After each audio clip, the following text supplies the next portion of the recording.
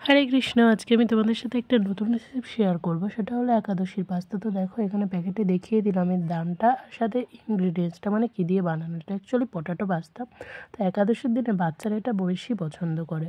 তো দেখো প্রথমে জল গরম বসিয়ে দিয়েছিলাম, তাতে একটু সন্দক লবণ অ্যাড করে জলটা গরম হয়ে গেলে পাস্তাটা অ্যাড করে দিয়েছিলাম। আর এই পাস্তাটা সিদ্ধ হতে বেশিক্ষণ সময় লাগে না, তো পাস্তাটা প্রায় সিদ্ধ হয়ে যাবে।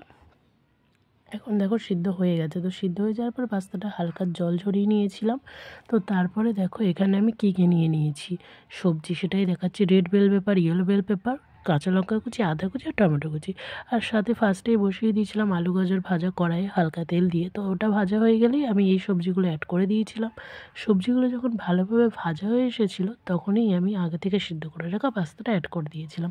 এরপর চাইলে একটু অপশনাল জিরের গুঁড়ো অ্যাড করতে পারো। তো তারপরেই আমার রেডি হয়ে গেছিলো পাস্তা, আর আমি ভোগ দিয়ে দিয়েছিলাম।